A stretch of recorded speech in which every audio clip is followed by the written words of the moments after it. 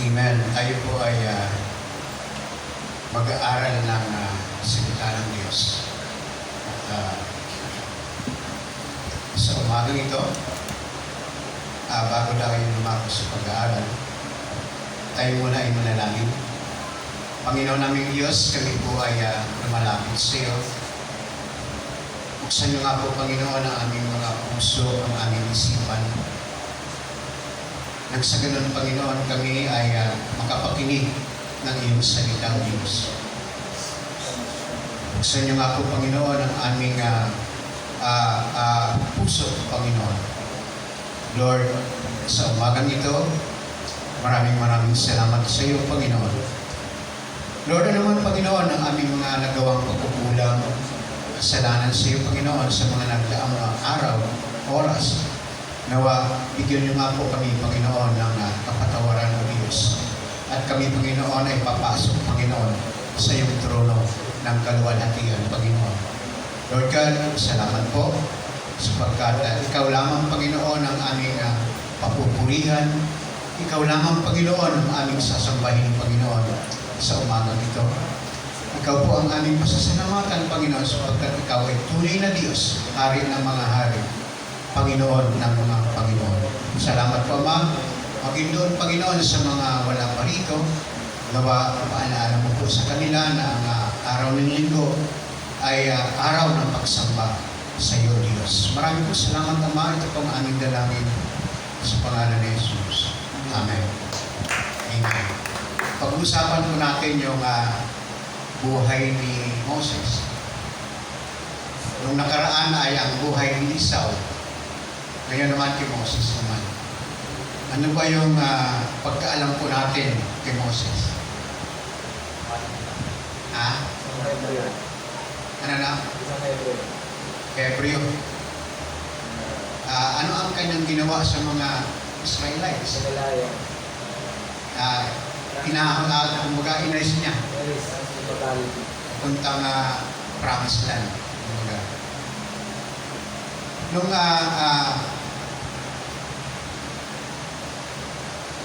doon sa Exodo 3:1, ano sabi doon?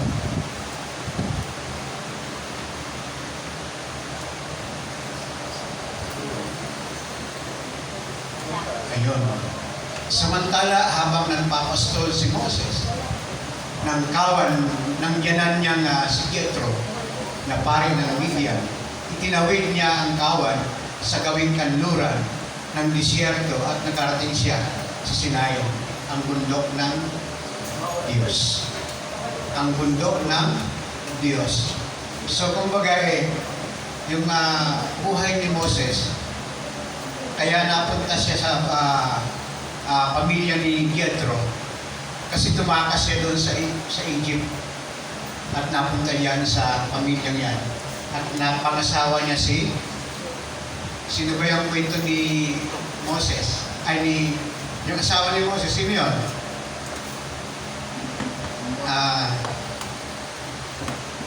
Trivia po tayo. Para kahit nag-aaral po tayo ngayon. Sino nakakaalam ng asawa ni Moses?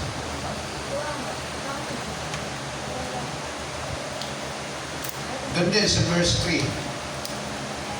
Tingnan natin. Baka nandyan. Wala.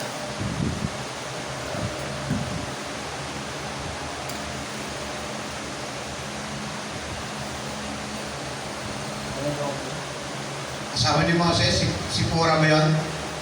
Tama. Si Pura. Yun. Saan ang verse yun? 425. 425, malayo pala. 425, pakitinan nga natin.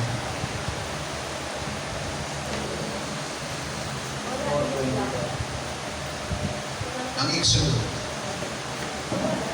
Ayun. Wala yun. Wala yung Hindi, tunay ang asawa kaya. So, iba pa rin yung... ito. Yan. So, kumbaga, yung buhay ni Moses ay napangasawa niya si Sipora, yung anak ni Jethro. Yun yung kwento ng kasaysayan. At yun, balik tayo doon sa verse 1 and 3. Yan.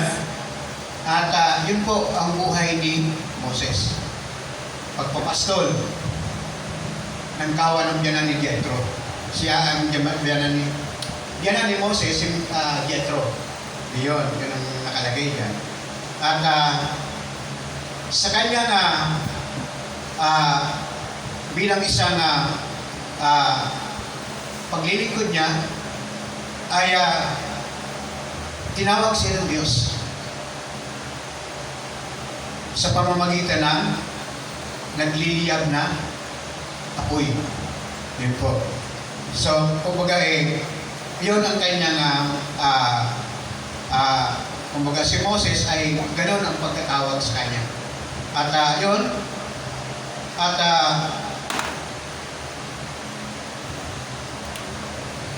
basahin po natin yung Exodus verse 1 to 10.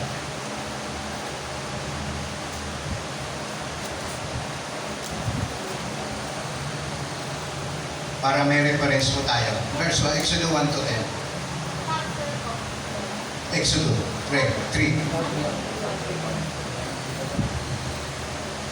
Exodus chapter 1 verses 3. 3. Chapter 3 verses 1 to 10.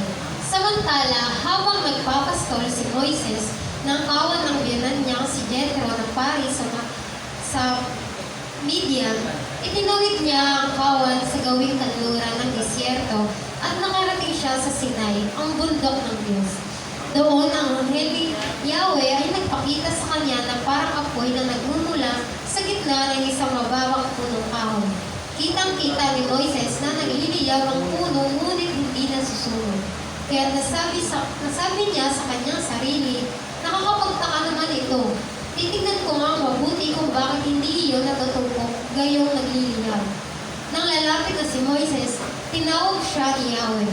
Buhat sa nagliliyaw na punong kahoy, Moises, Moises, ano po iyon? Sagot niya.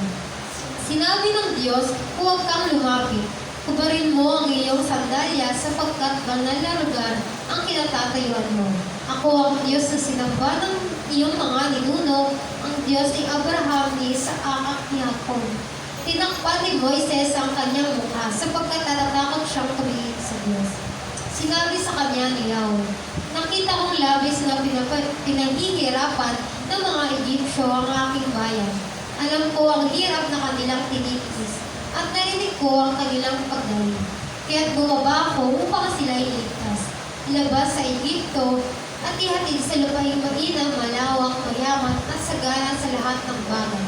Ito ang lupain ng mga Kananeo, Heteo, Amoreo, Perezeo, Hibita at Jebuseo.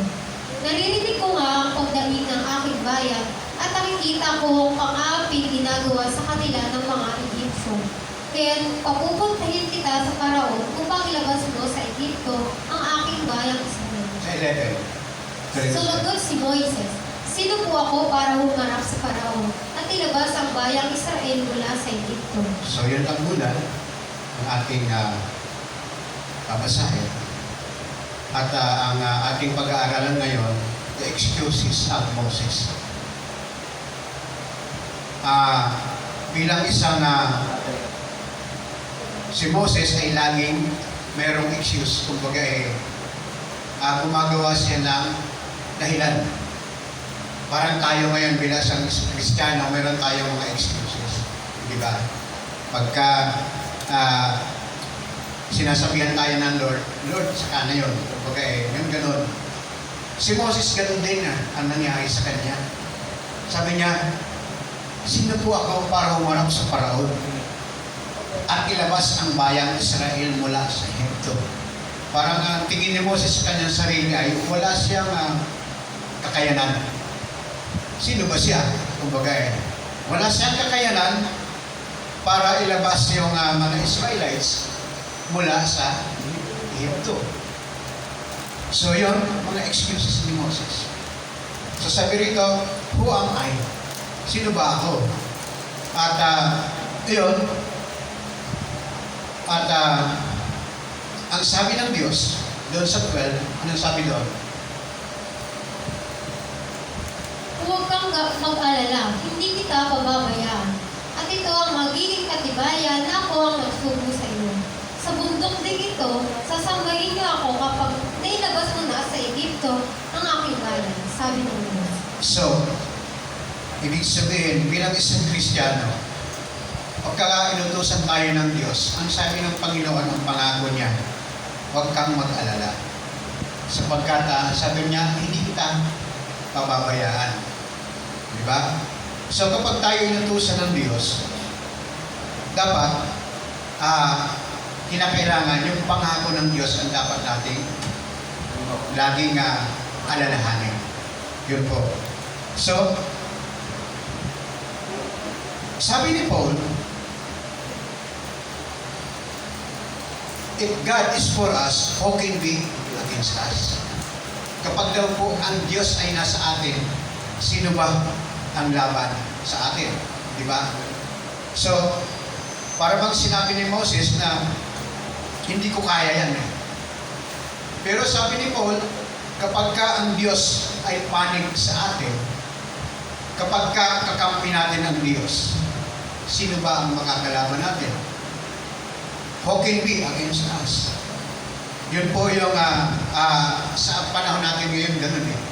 Sabi niya, some use this same excuse today, trying to excuse ourselves by believing that we are insufficient for the task. Ibig sabihin, sa panahon natin daw ngayon, ay naniniwala tayo na insufficient, yung wala tayong kakayanan. Hindi ba? Siguro, sabihin natin, hindi naman ako nakapag-aral eh. Hindi naman ako pumasok sa Bible school para sundin yung sinasabi ng Panginoon na kasi yung Israel, si Moses, sabi niya, itanggay ay kumbaga, iahon mula sa Egypt yung Israelites eh. Ngayon, sino ba tayo para pangaralan yung mga tao? Hindi ba? Wala naman akong kakayanan eh. Hindi naman ako nakapag-aral. So, ganun ang ating naisip. Ganun ang naisip ko dati. Nung nasa Agape ako, ganun ang lagi kong kini-question. Sabi ni Pastor Rainier Lacrosse dati, kung kilala mo yun, sabi niya, Brother Ed, magpastor ka na. Sabi ko, Pastor, hindi ako pwede kasi hindi naman ako nag-Bible school. Hindi naman ako nakapag-aral. Paano ko ngayon kumbaga, mai-deliver, mai-hayat yung salita ng Diyos. So, naroon yung mga tawag nito, yung excuses nga, yung dahilan. Ngayon, si Moses, ganun eh. Sabi niya, sino po ako para umarap sa Parahon? So, kumbaga eh, para pang, sino ako para umarap kay President Bongbong eh. Wala naman akong, wala naman akong kaugnayan sa gobyerno, hindi naman ako senador, parang gano'n. So, yun, si Moses ay mayroong mga excuses. Yung mga dahilan. Ganun din tayo minsan, di ba? At sabi rito sa 2 Corinthians 3 verse 5 to 6, ano sabi doon?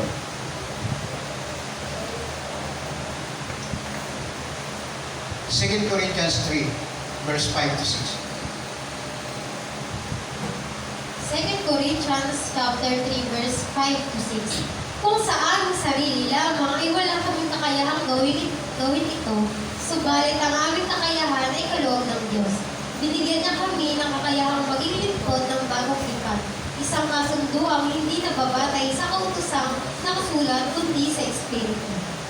Sapagkat ang kautosang nakasulat ay nagdudulot ng kamatayan, ngunit ang Espiritu ay nagbibigay buhay.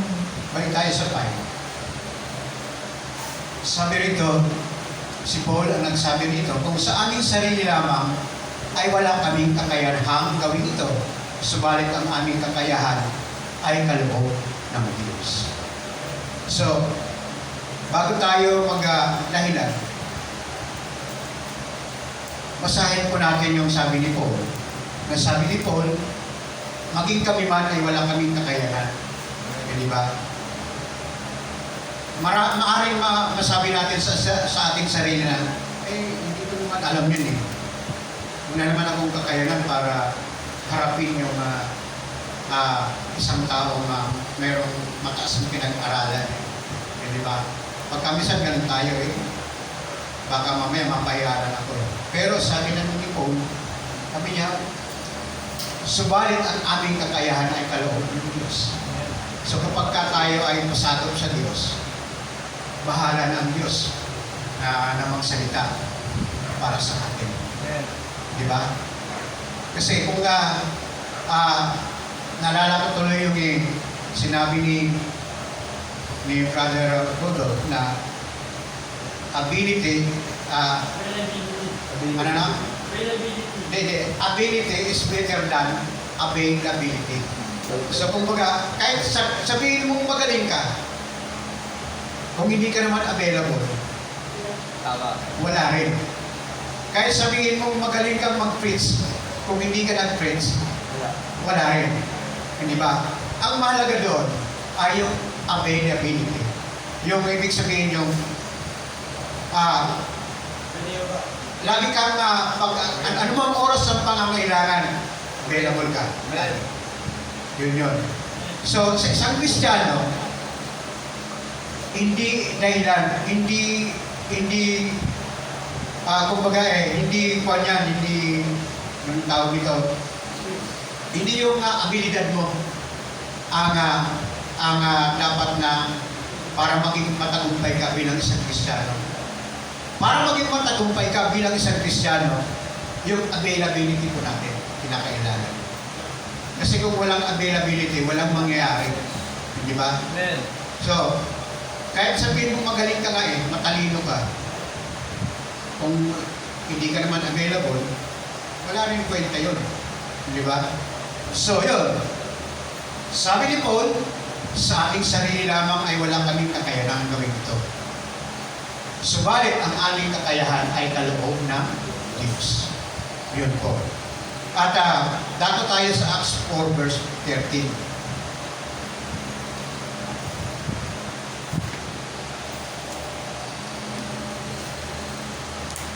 Gawa chapter 4 verse 13. Nagtaka ang buong Sanhedrin sa katapangang ipinakita ni Pedro at Juan. Lalo na nang malaman nilang mga karaniwang tao lamang ang mga ito at hindi nakapag-aral. Nalaman din nilang dating kasamahan ni Jesus ang mga ito. Dito tayo sa lalo na nang malaman nila ang mga karaniwang tao lamang ang mga ito at hindi nakapag-aral. Di ba? Si Peter ay hindi nakapag-aral yan. Pero nakagawa siya ng inuutos ng Diyos. Kahit hindi siya nakapag-aral. So yun po. At kahit hindi po tayo nakapag-aral, kapag tayo naroon yung availability po natin na mag-share ng Word of God, mangyayari yun sa tulong ng Holy Spirit. Amen. Yun ang dapat natin gawin. At huwag natin gawin yung ugali ni Moses na kung saan sino po ako para humarap sa Paraon? Kumbaga para bang wala siyang kakayanan na harapin yung Paraon. Bagamat doon siya lumaki, pero wala siyang kakayanan doon. Philippians 4:13.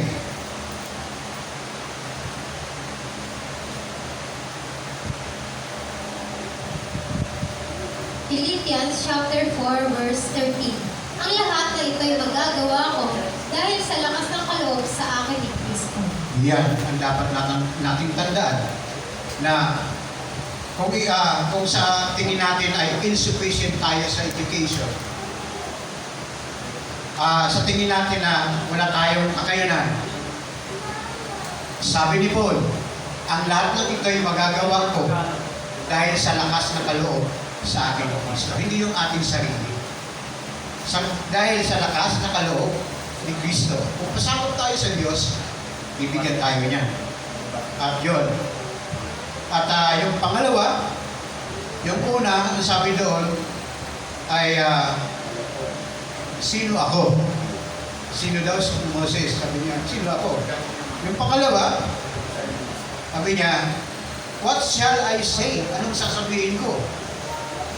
At Exodus 3:13, ano sabi doon?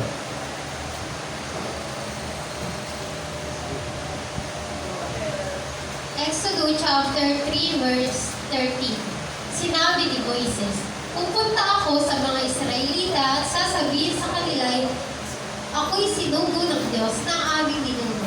Ngunit ano po ang sasabihin ko kung itanong nila sa akin? Itanong nila kung sino ang nagsugo sa akin. Yan.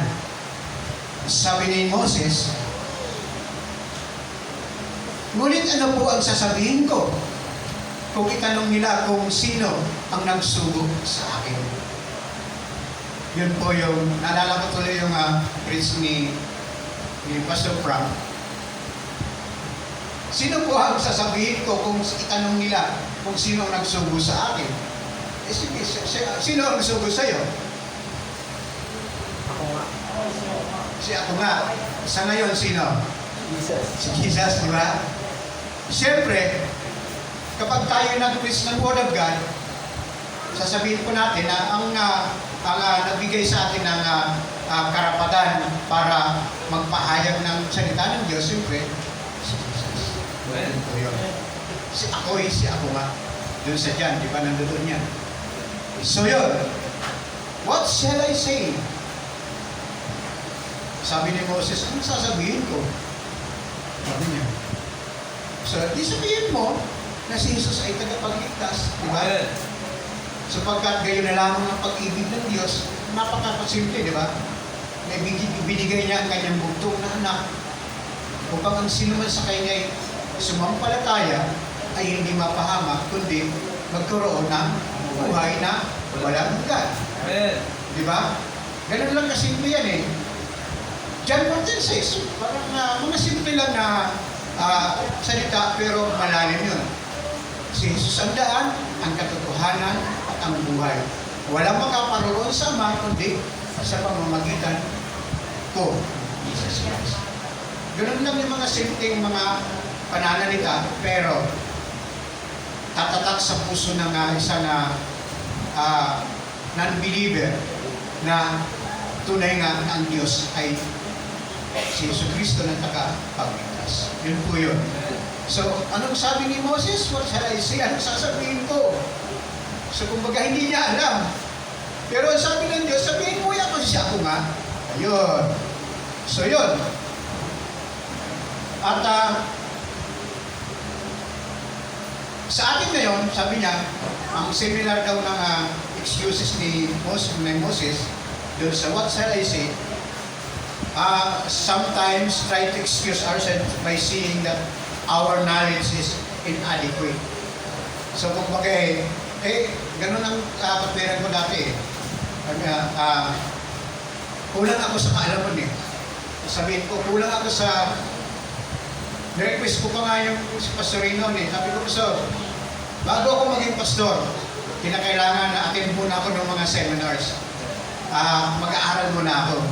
So, binigyan naman ako ni Pastor na yung aking kahilingan.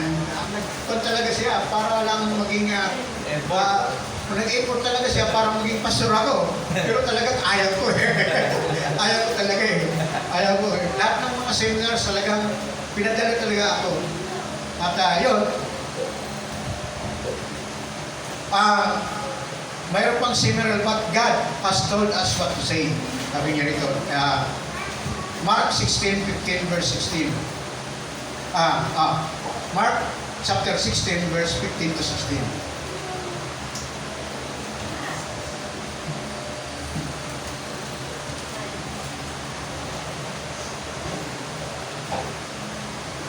At sinabi ni Jesus sa kanila, habang kayo'y humahayo sa buong mundo, ay ipangaral ninyo sa lahat ng tao Biblia, ang magandang balita. Ang sino ng sumampalataya at mabautismuhan ay maliligtas, ngunit ang ayaw sumampalataya ay paparusahan. So, ganun lamang ang sasabihin po natin. Kumain po tayo. At ang sinumang sumampalataya at mabautismuhan ay maliligtas. Ngunit, kung ayaw sumampalataya ay parurusahan. Ganun lang ang mga dapat nating gawin. Huwag tayong mag-excuse kung hindi ko alam yan. Yun. At yung pangatlo, suppose they will not believe me. Baka hindi maniwala sa akin. Exodus 4:1. Ano sabi doon?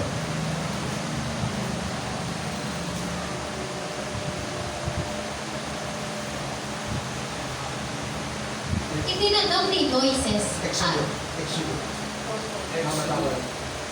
Itinanong ni Moises, anong gagawin ko kung hindi makinig sa akin ang mga Israelita at hindi maniwalang nagpakita kayo sa akin? So, ang tanong, sabi rito sa pangatlo, suppose they will not believe me. Sabi rito ni Moses, anong gagawin ko kung hindi makinig sa akin ang mga Israelita at hindi maniwalang nagpakita kayo sa akin? So, ang sabi ng Lord, Exodus 4, verse 2 to 5. Verse 2. Anong iyang hawak mo? Tanong sa kanya ni Yahweh. Tungkod ko, sagot ni Moises. Ihagis mo sa lupa, utos ni Yahweh. Ihagis nga ito ni Moises sa lupa at ito'y naging ahas. Kaya siya'y tumakbo palayo. Sinabi sa kanya ni Yahweh, hawakan mo ang buntot ng ahas. Hinawakan nga ni Moises at ito'y naging tungkod muli. Ganyan ang gagawin mo para maniwala silang nagpakita ako sa iyo. Ang Diyos na iyong mga ninuno, ang Diyos nila Abraham, Isaac at ako. Sabi ni Yahweh, ipasok mo ang iyong kamay sa... Yan. So, ano ang gagawin ko? Bilang isang Kristiyano, ano ba ang gagawin ko natin? Tanong. Siyempre, sabi ni Lord kay Moses, ano yung hawak mo tungkol? Di ba? Bilang isang Kristiyano, ano ba ang hawak mo natin? Ha? Biblia. Yun. Ipangaral mo ang sinabi ng Biblia para maniwala sila sa Diyos. Amen. Kagaya ni Moses, ano ba ang hawak mo? Tungkol. Yun. Sige, ihagis mo. Hinagis niya, naging ahas, di ba? Yun. Sabi niya, ipasok mo yung kamay mo sa iyong verse 6. Ano sabi doon? Ipasok mo ang iyong kamay sa damit mo, sa tapat ng iyong dibdib, utos ni Yahweh. Gayon nga ang ginawa ni Moises at nang ilabas niya ito, ito'y nagkaroon ng sakit sa balat na parang ketong nakasimputi ng niebe. 7. Ipasok mo muli utos ni Yahweh at sumunod naman si Moises. Nang ilabas niya muli ang kanyang kamay, nagbalik na ito sa dati. Sinabi ng Diyos, kung ayaw ka pa nilang paniwalaan sa unang kababalaghan, malamang paniniwalaan ka na nila sa ikalawa. Amen. So, yun ang nangyari kay Moses, na kung saan ay sa kanyang tanong, ano ang gagawin ko? Hindi ba? So tayo bilang isang Kristiyano, meron po tayong gagawin. Kung ano ang ibinigay sa iyo ng talento ng Diyos, gawin mo. Di ba? Ganon. At hindi po tayo magkaroon ng tinatawag na excuse. Kagaya ni Moses. Yun. Some hesitate to share the gospel for the same reason. The failure keeps them from trying. Ang ilan daw ay nag-aalinlangan na mag-share ng gospel. Sa anong paraan? dahil natatakot po sila. Natatakot po tayo na kung ano ang mangyayari. Halimbawa, mayroon tayong nakaharap na isang matalinong tao na kung saan ikaw ay walang mababa ang pinag-aralan mo, ayaw mo kong harapin mo. Di ba? Naroon yung takot mo. Baka anong mangyari.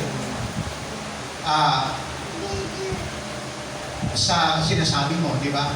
Baka i-block lang yun. Dahil marami siyang alam, di ba? Pero, wag po tayo matakot doon. Ako kasi, bilang isang Kristiyano, hindi pa ako natatakot kung sino man ang kaharap ko eh. Kahit sabihin mo nga, mataas na opisina ng gobyerno, sa ating sarili, kaya ko siyang harapin. Pagdating sa salita ng Diyos. Amen.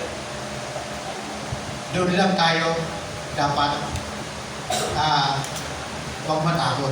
Kapag ang Diyos ay panig sa atin, sino ang laban sa atin? So kaya mong harapin yung mga abogado na magaling sa debate, di ba?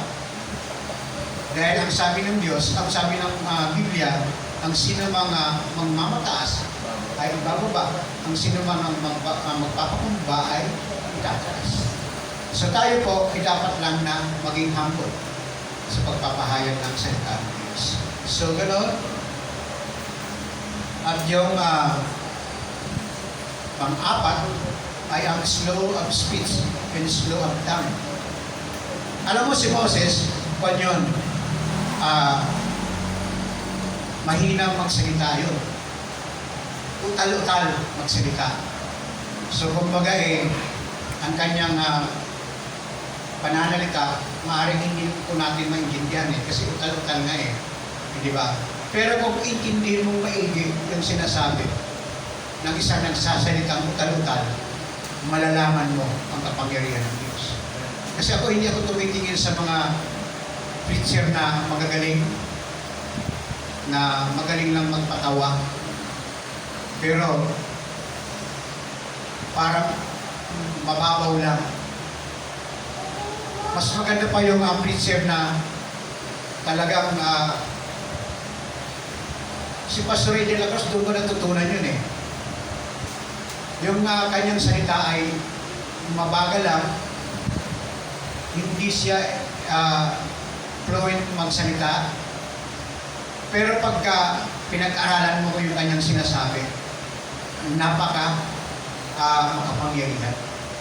Yun. Kasi hindi ako tumitingin sa magaling na mga ngaral Tumitingin ako doon sa salita ng Diyos na kanyang sinasabi. Yun. Si Moses ay utal magsalita, pero inutusan ng Diyos. Yun ang kanyang reklamo. Panginoon, hindi naman ako marunong Utal naman ako magsalita So, basahin po natin yung Exodus 14. Ano sabi doon? Sinabi ni Moises kay Yahweh, Panginoon, sa mula't mula pa'y hindi mo ako mahusay magsalita. Bagamat nangusap ka na sa akin. Hanggang ngayon, pautal-utal pa rin ako kung magsalita. Ayun. Di ba, minsan meron taong nagsasalita na hindi clear pa utal-utal na. Pero, yung kanyang, ang maganda doon, sa utal-utal na pagsasalita ay yung availability niya. Di ba? Hindi yung ability. Matagal ko nang narinig yun, yung availability. Inulit lang ni Brother Rodolph nung linggo. Linggo ba yung brother? Yun. Yun yung pinaka-pinali ko na narinig sa kanya. Ability is better than availability. Yun, yung ating natutunan doon. Na kung saan, kahit magaling ka, kahit na ang salita mo ay talagang mahusay, mapapabilib yung tao.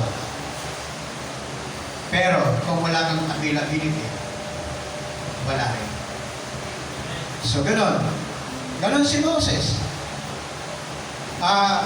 Hindi naman daw siya eloquent speaker.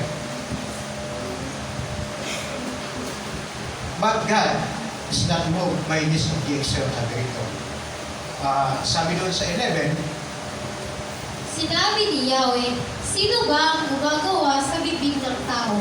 Sino ang may kapangyarihan para maging bili o pipi ang isang tao? At sino rin ba ang nagbibigay ng paningin at nag-aayos nito? Hindi ba akong si Yahweh? Yan. Di ba si Yahweh ang nagbibigay? Sino ba ang gumagawa ng tao? Sino ang makapangyarihan para maging bingi o pipi ang isang tao? At sino rin ba ang nagbibigay ng paningin at nag-aalis dito? Hindi ba ng Panginoon si Yahweh?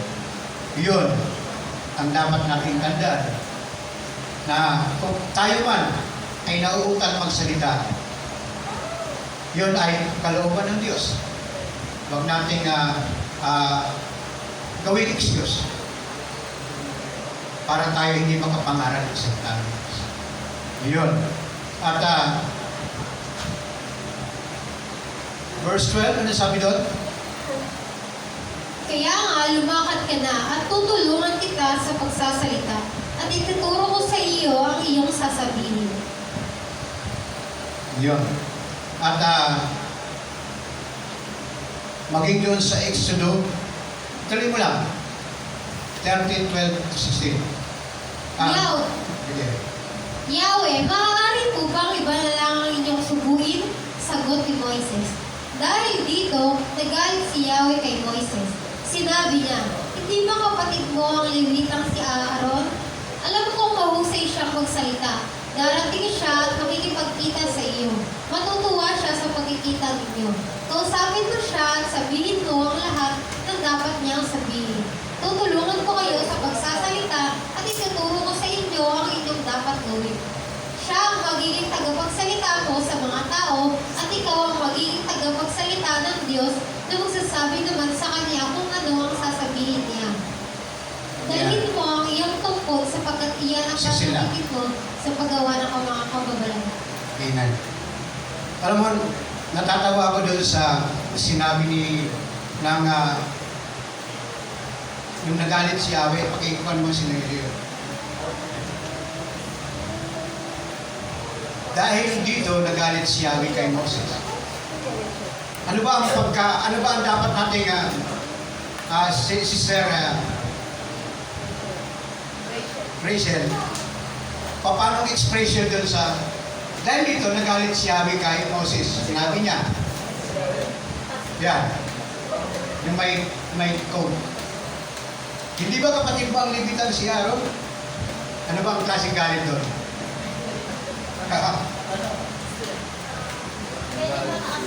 Mataas na boses, ano? Sabi rito, dahil dito nagalit si Yahweh kay Moses. Sabi niya, code. Hindi ba kapatid mo si Aaron? Parang gano'n eh, di ba? Tama ba? Hindi ba kapatid mo ang Levitan si Aaron?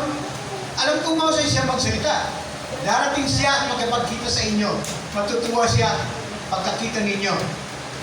Parang galit daw eh, sabi niya eh. Pero yung galit na yan, may tinatawag na Walang punctuation. Walang Parang galit na mahinahon. may hinahon ba? Pagtutuwid lang. Oo. Hindi ba kapatid mo ang Levitang si Aaron? Yun, ganun yung galit, di ba? Bagamat nagalit si Moses, pero mayroong Pagtutuwid lang. pagtutuloy. Parang, hindi ba kapatid mo? Parang ganun, di ba? May gano'n. Yun. So, bagamat nagalit siya, pero meron pa rin pagtuturo. So, yun. So tayo bilang isang Kristiyano, na maaaring magagalit tayo ang Panginoon sa atin, di ba? Then, Pero hindi dahilan yan para huwag ka nang umutin sa church. Di ba? Hindi dahilan yan para pag nagalit ang Lord sa atin, hindi na dahilan yan para ayaw mo na yan sa Jesus Victorious Calvary Church eh. Maraming chismosa dyan eh. Parang ganon, di ba? So doon lang eh, nagalit ka na. Ayaw mo na. Sabi ni Aaron, ni Moses, hindi ako marunong magsalita. Reklamador eh. Reklamador talaga si Moses eh. Iba na lang, sabi niya, di ba? Mga nabasa natin, iba na lang subuhin mo. Huwag lang ako. Di ba? So pero, Sabi ng Diyos, pagkamat siya nagalit, naroon pa rin yung pagbibigay ng direksyon sa kanya. Awa pa rin. Oo, nandoon. So, ganun tayo bilang isang Kristiyano, ay naroon pa rin yung direksyon ng Diyos para ituwid tayo. Amen. At yun, sabi niya, some Christians try to use these issues as well. But it did not stop the Apostle Paul. Sabi ni Paul, 1 Corinthians 2, verse 1, yung sabi doon, 3 and 4.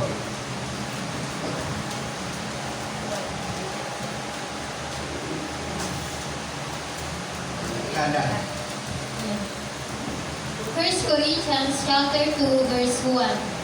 Mga kapatid, nang ako'y pumunta riyan, ipinahayag ko sa inyo ang liwagan ng Diyos, hindi sa pamamagitan ng kausayan ng pananalita o ng malawak na karunungan. Sapagkat noong ako'y nariyan, ipinasya ko walang sino bang ilalanin maliban kay Jesucristo na ipako sa krus, na ipinako sa krus. Noong ako'y nariyan, ako'y nangihina at nanginginig sa takot.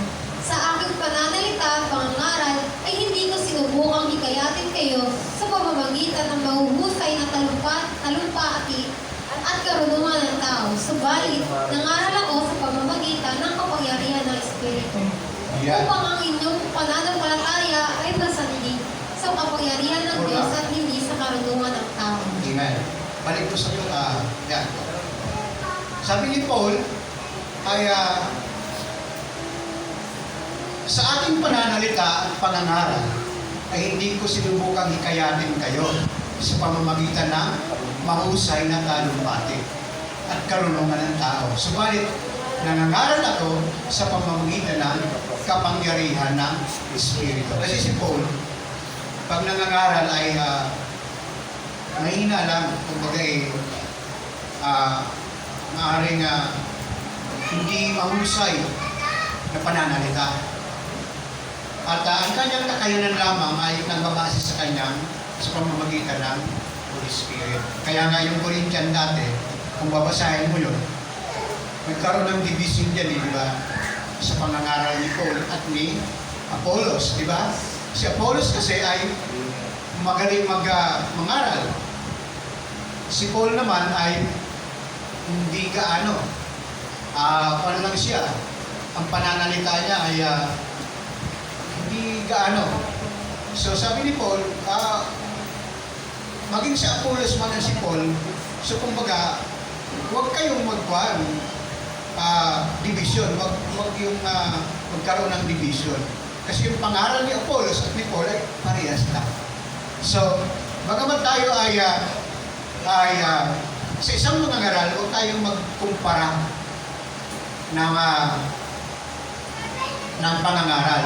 Halimbawa, ako, mahina akong magsalita, huwag natin ikumpara kay Pastor Ronnie na magaling magsalita, di ba? Hindi, walang comparison doon. Kasi yung mga sinasabi ko natin ay tungkol lamang sa salita ng Diyos. Di ba? Huwag natin ikumpara si Brother Rodon kung kanino, parang gano'n. Walang comparison, pare-parehas lang yan. So yun. At number 5,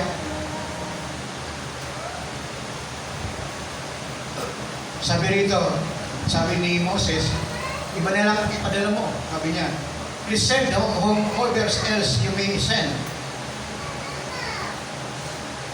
At Exodus, yun na, nagalit ko din kanina pala yun. So nagalit si Lord doon na sa kanyang Pagtanggol. Oo, iba na lang. Nagalit, siyempre, kapag sabihin mo, Lord, hindi na ako. Halimbawa, sa isang leader, ay si Sister Mikay na lang. Huwag na ako. Di ba? Kumbaga may mga kwan, may mga Dahilan. may mga dahilan. Huwag na ako. Siya na lang. Kasi magaling siya sabi naman, ikaw nga di ba? Ikaw, kung gusto ng Lord, wag yun. So, ibig sabihin doon, huwag po tayong magkaroon ng excuses sa ating buhay Kristiyano. Nakagaya kay Moses na laging nagreklamo eh. Ang daming reklamo ni Moses, di ba? Amen. Kung balikan natin yung pag-aaral po natin, ay marami siyang reklamo. Sino ang sasabihin ko? Sinong pangalan? Yung pagharap niya kay Paraon. Sino ba ako para humarap sa kanya? Di ba? So marami tayong dahilan pagka tayo ay inuutosan ng Diyos. Ang daming dahilan. Pero bilang isang Kristiyano, sabi ng ni Paul na bagamat siya ay mahina sa pananalita, ang tanging lamang nating pakatandaan na dapat masakop tayo sa Diyos at sa banal na Espiritu ang siyang patuloy na magsasalita para sa atin. Yun. So, yun ang buhay ni Moses nating napag-aralan ngayong umaga. Nawa, sa buhay ni Moses bilang isang reklamador, kaya nga hindi siya nakarating sa lupang pangako eh. Dahil naapektuhan yung mga Israelites, puro reklamo rin eh. At yun, para makarating tayo sa lupang pangako, sa promise ng Panginoon, kailangan tayo ay sumunod sa Kanya. Huwag tayo magreklamo na kung saan ay huwag nating bigyan ng galit ang ating Panginoon na siyang nagbibigay ng pangako sa atin. Kaya nawa ang buhay ni Moses ay mag-reflect po sa atin na huwag nating gawin yung ginagawa ni Moses na puro reklamo lang. At yun ang napakagandang istorya ni Moses na bagamat si Moses ay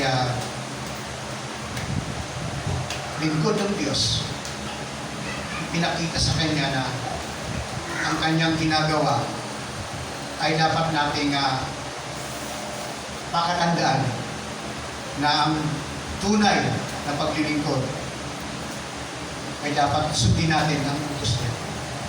Naalala ko yung sinabi na ang Kristiyano daw ay ginagawang tagapagligtas ng si Jesus. Hindi ginagawang Panginoon. Amen. Magkaiba kasi yung Panginoon. Kasi pagka Panginoon, susundin mo yung utos mo. Pag si Jesus Christ lang, tagapagligtas, medyo iba. Dapat parehas lang. Dapat maging Panginoon po natin. Dahil ang Panginoon ay dapat na sundin ang kanyang mga utos. Yun. So, ganon. Salamat sa Diyos at nawa ang buhay ni Moses ay ating mapagkulay-gulayan na kung ano man ang kanyang mga kahinaan ay dapat nating huwag gawin kung ano man yun. So, dapat lang tayo ay laging nakasunod sa ating pinag-uutos ng ating Panginoong Jesus. Tayo po ay manalangin. Panginoon naming Diyos, kami po ay nagpapasalamat sa umagang ito, sa banal na Espiritu na siya nagtuturo sa amin. Nawa, sa aming napag-aralan ngayong umaga, tumimong po ito, Panginoon, sa aming puso at isipan, upang maisagawa po namin, Panginoon, ito bilang isang Kristiyano. At patuloy kami susunod sa iyo, Panginoon. Ano man ang mga balakid, ano man ang problema, Panginoon, ay patuloy kami na makapaglilingkod sa iyo, Panginoon. Ito po ang aming dalangin sa pangalan ni Jesus. Amen. Amen.